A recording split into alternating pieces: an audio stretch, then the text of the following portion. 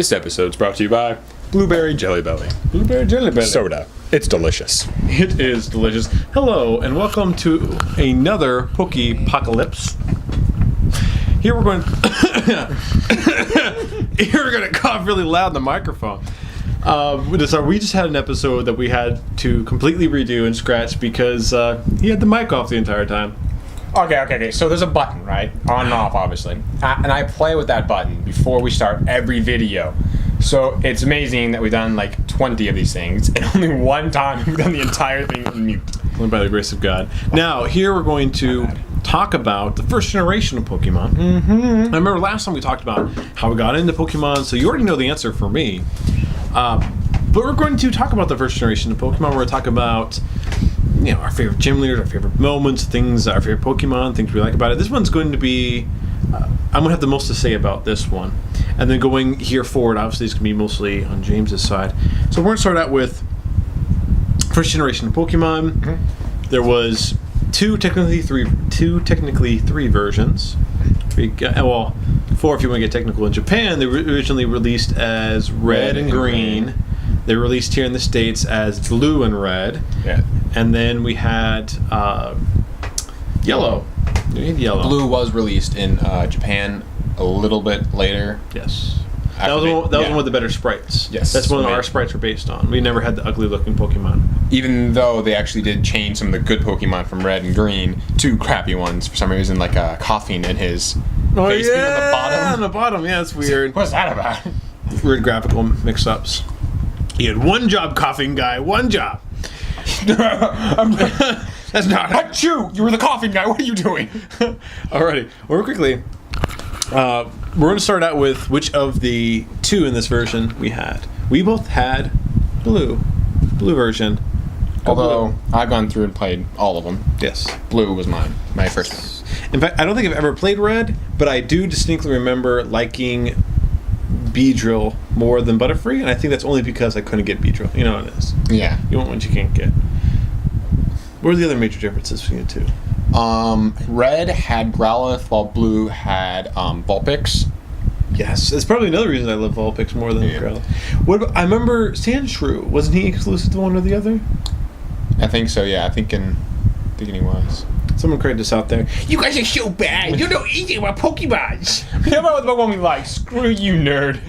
I remember liking. And I'm pretty sure one was Magmar and one was like Electabuzz. And that's how they paired some of them off. Yeah. So good. Such good Pokemon. So good. Dun, dun. So, starter Pokemon. First Pokemon I ever started with out of any game ever was Squirtle. Squirt freaking turd. I love Squirtle. In fact, we just discovered this yesterday. Not only is Squirtle my favorite, not only is he one of James's favorite, he is Mia's favorite as well. There's some. They should have made Squirtle the star instead of Pikachu. Screw Pikachu. Pikachu. Can you imagine the Pokemon movie? It was Squirtle all beat up and crying, and Ash holding him and crying over him, but no. So we had and the Pikachu. Rain would have added to it because it's water type. Yeah. But we did get the Squirtle Squad. Yeah, that's pretty legit. The unofficial Nicolas Cage of the Pokemon world. Our tongues are blue right now because we're talking about blue version. Oh my gosh, they're totally blue. You didn't know that? No. But to go back to that Nicolas Cage comment, yeah. I think that's a diss on Squirtle. I mean, come on. What? Nicolas Cage. The bees! Ah, the bees! Okay, we're totally getting off track here. Okay, back to Pokemon. Sorry. Squirtle was our first pick. Yeah, first training card, first Pokemon in the game. Yep. First ever. Squirtle is the best. Love Squirtle. Love the Squirtle Squad. Yes. Okay, so got Squirtle and a rival. What did you name your rival? Remember, this was before we had the cartoon. Of course, after the cartoon, we all named him Gary. He was Gary Fairwood. And remember, this was back before you were clever enough to name him Douchebag and Buttface. Oh yes, right up, you Buttface. and other inappropriate and somewhat hilarious naming of your rival. So we actually had to come up with names. You could always choose something stupid like you could name him Red because you played blue version, or blue played red version. He was red when I played through. Yes, I always went with the default. A little later, I would always name him after someone I was mad at the time I started the game. So growing up, of course, Jason and I fought a lot. So my rival was Jason a lot. There you go. Hey, again, someone else is going to correct us on this. True story, in the Japanese version, if I'm not mistaken, one of the names you could name your rival, like has like the default select names, was actually after Miyamoto. It was from the guy who made Zelda and all that. The guy who created Pokemon. The only reason he was able to get the pitch through was because of Miyamoto. So he added him as one of the rival names as kind of a thank you joke. That's cool. Yeah, I'm not sure I can't remember what our names were. They were something far less interesting. Yeah, it's like plain dumb names. Gregory. It wasn't even Gregory. It was just Greg. Just Greg. Just all right, Greg. So you had to rival. We have always picked whatever Pokemon you didn't pick. So for me, always Charizard. Oh yeah. Even Bulbasaur, because you always choose the Pokemon that's super effective. Yeah, you're right. It was always Bulbasaur. It's always the opposite of what I just said. So Charmander just sits there crying in a Pokeball going, no one wants me. Forever alone fan. Oh, poor Pokemon. That's right. It's funny because he's actually the most popular one of the three. Yeah. So it serves him right to be not picked during Blue version for us. There. Hogging all the spotlight. Yep. Okay, so we don't give this too much. We don't want to spend forever talking about this, but let's talk real quick about the gym leaders. The course, since this was the first one, the gimmick was each gym leader had a particular type. Yep. And all their Pokemon was that type. Yep. And 9 times out of 10, you could find the opposing type in either the area around that town or like 2 sections over. Except Brock, very beginning. If you started with Charmander, you had to work your butt off to beat him. That is true. I mean, bubble shot, boom, done. Yeah. I mean, like once obviously in yellow version, you could catch a Mankey, which knew low kick, which was super effective and did a crap load of damage. Yeah. So that was fine. But in the other versions, you could only get Pidgey, Rattata, freaking Caterpie. Yeah, because like how's Caterpie gonna do jack squat? You know how hard it was to get Caterpie up to Metapod, up to Butterfree by then? There's just no way to do it. So, not to mention, once they hit level 10 is when they stop listening to you until you get that first badge. Yeah. So he was basically worthless for that fight, anyways. Mm-hmm. So yeah, Brock actually may be, like mathematically speaking, actually might be the most difficult of gym leaders because you have far less options going into it. Based on if you start with Charmander, and then Misty's next. So starting with Charmander was always made the road most challenging. I never started Charmander. I didn't even think about that. That is absolutely right. Now, for me, it was kind of cool, like Rock and Misty and all that. Of course, I played the games first. To play the games, see these people beat them, and then them be in the TV show, mind blown. I know that Geodude. I know Geodude. So I'm gonna go to that Zubat cave and catch me a Geodude. God, Zubat, every freaking cave, Zubat, every single time. Nobody wants you, Zubat. No one likes your style. Except I like the plush Zubat that we had. Yeah, it was pretty legit. Yeah. Well, see, obviously, Clefairy. You know how long it took me to catch a Clefairy in that stupid cave because they were rare? Moon, oh my goodness. And then half the time you knock it out because its defense was like... And then it wasn't even that good. Honestly, the defense wasn't necessarily bad, but when you find them, it's just a low level. Like level 6 or whatever. And your guys, freaking... Because, man, that was after Brock. Yeah, they were at least 7, 8, 9, 10. But I really... I don't know. Clefairy was actually part of my first team. Like we were talking about this before. I'm trying to remember back. I did have Clefairy, Clefable, and it sucked. I think that's why I started replacing it with stuff like Mewtwo or Eevee. Yeah. Eevee became a quick favorite of mine again after the TV show. Definitely. See, since I didn't inherit the game until after all my older siblings pretty much beat it, I was watching the show before the game. Yeah. So when I got a chance, obviously my original team was modeled off Ash's team. Mm-hmm. So I had the 3 starters: Pikachu, Pidgeotto, and Butterfree. That was my original team. Oh wow! Okay, that's pretty cool. Because by then we had 2 systems we could trade and everything. Yeah. I never played the Game Boy Pocket. Remember, I didn't start playing until we got the Game Boy Color. Now we were talking about this before. Like, bug Pokemon are pretty weak, and I'm hoping they start getting some better bug Pokemon. But one that was halfway decent, I didn't even remember he was bug until you reminded me, was Scyther. And I remember having Scyther on my team just because he could learn Fly and Cut. and those were two very important things to have in the first generation. Because I'm not sure how HMs and TMs work in the newer ones, but I know back then... Scyther can't learn to fly anymore. Can't? Nope. That's odd. Remember that one? Charizard couldn't. Yeah, that's really weird. He can fly him on a TV show, but no, let me jump on this Pidgey. Yeah, I would say little freaking little Pidgey. Heck yeah, Pidgey! The Pidgey's like freaking that big, I can fly around. But Charizard's like, nope. You walking, boy. Good times. So, after that, third gym was Surge. Yes, to the Surge. That's where it was difficult because I like War Turtle, he can't take it. He's not going to be able to take on this freaking Raichu. No. That was one where if you had a Geodude, like I normally did, and built him up, he came in real handy for that battle. Oh, heck yeah. I remember not getting into fighting Pokemon. In fact, I don't think I've ever had a fighting Pokemon in my to the end team. Like I've had after you watch the show and like the episode with Hitmonchan, Hitmonlee, you're like, oh my gosh, Hitmonchan's so cool.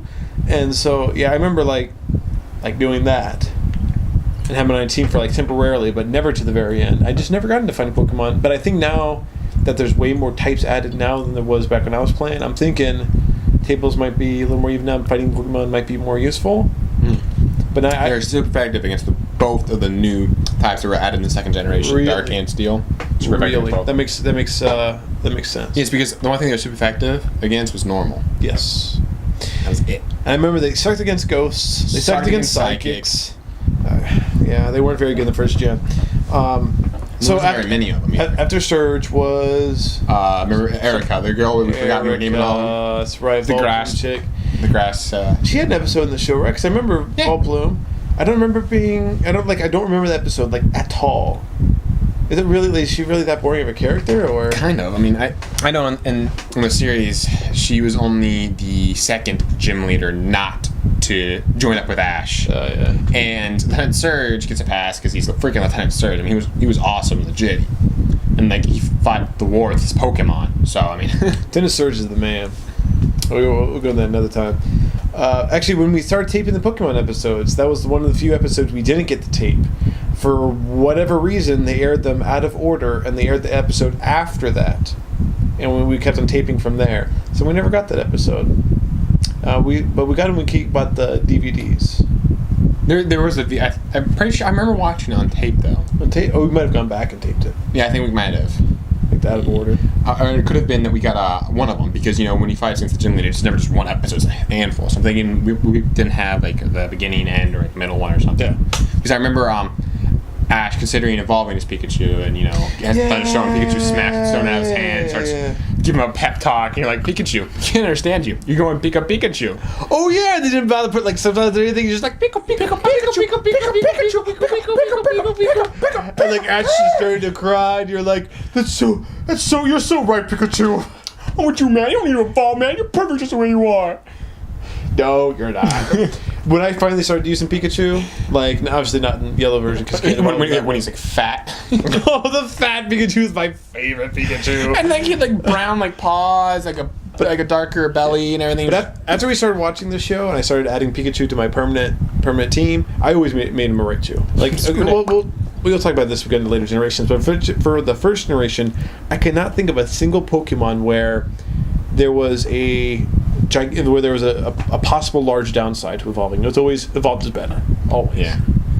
You want to keep it as a Pikachu because that's the way Ash has it? Well, fine. My Raichu's going to kick his butt. Yeah. The only I would say let's say in the anime, Raichu's speed is not as good as if like Pikachu and Raichu same level kind of thing. Yeah.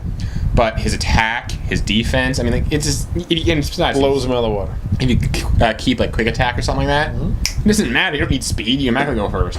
Yep. And then after Erica was Sabrina. In the show, they went all out of whack. But in the game, technically the fifth gym leader was Koga. The ninja. That was the poison gym. Yep. I remember. Venomoth, that's right. That's a pretty legit Pokemon. Yeah. Venonat sucked, but Venomoth was pretty legit. Yep. Venomoth was kind of lame.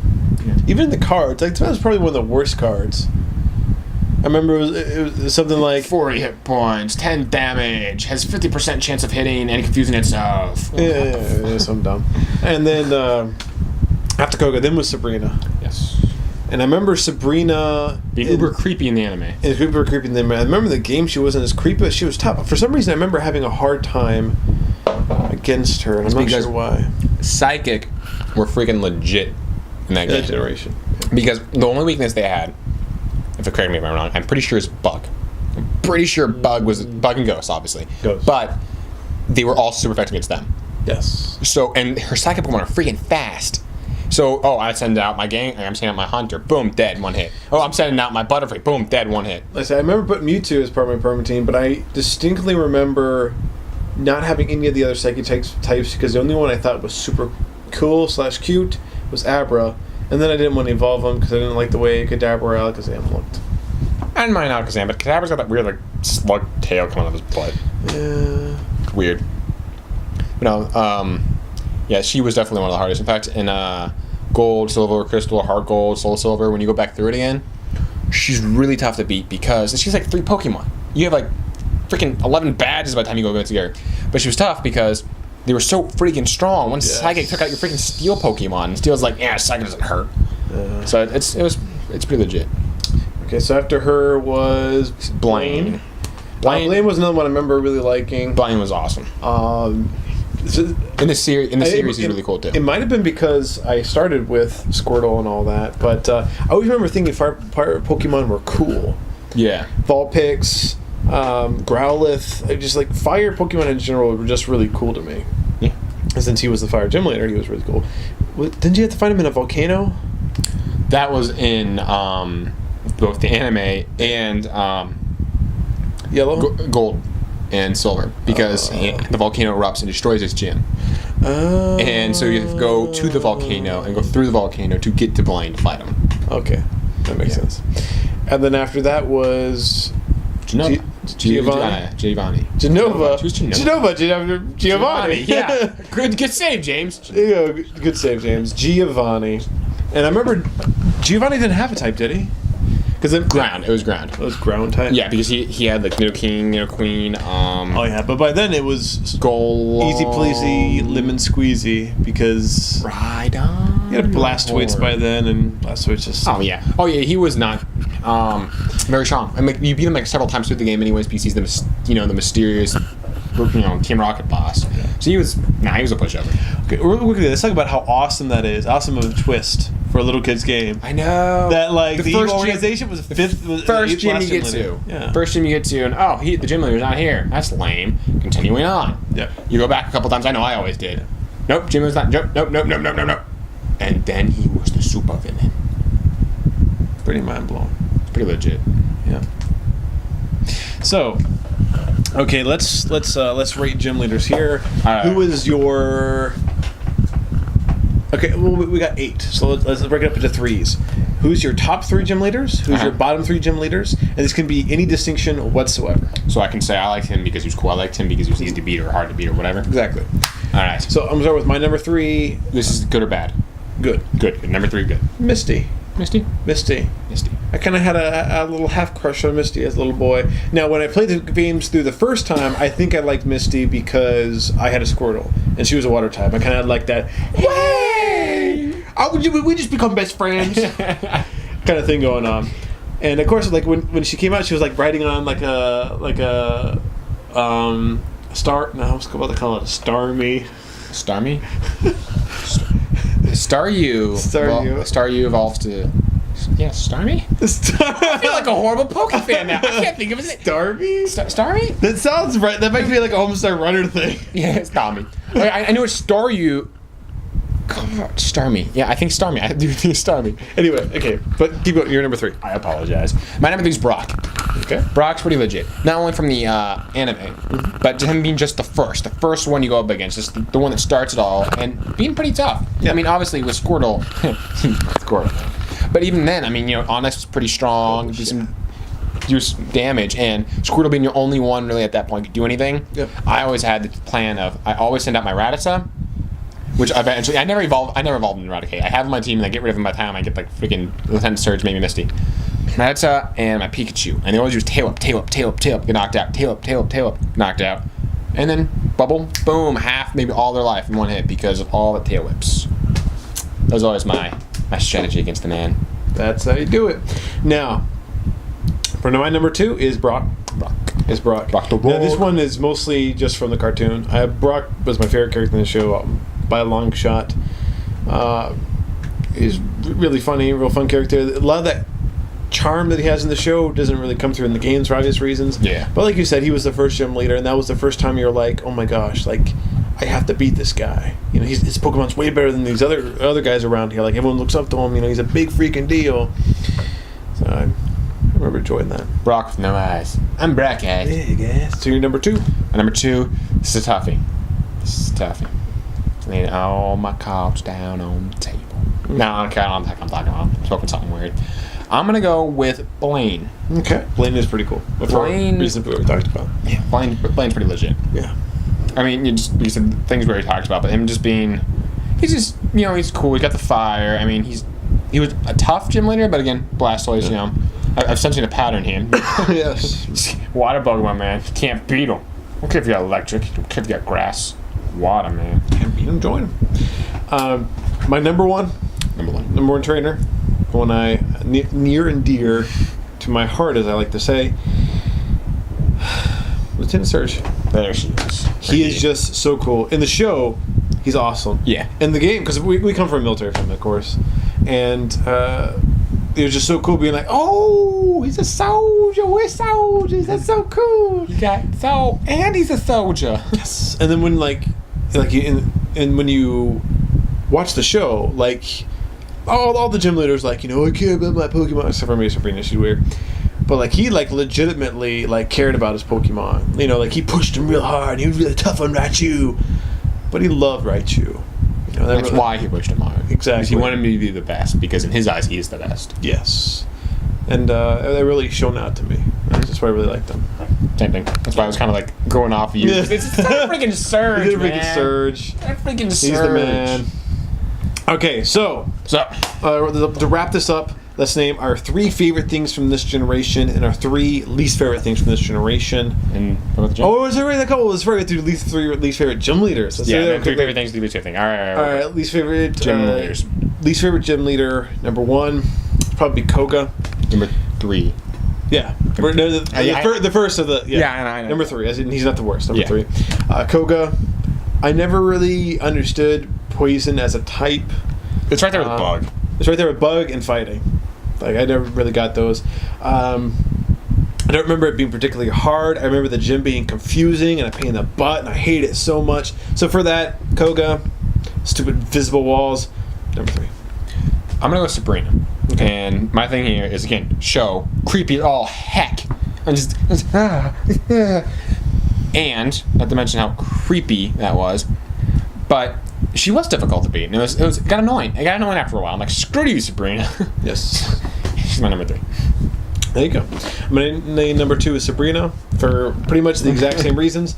I'll go one further and say that, like, when you got the badges, you got like the not gonna Pokemon up to this level thing.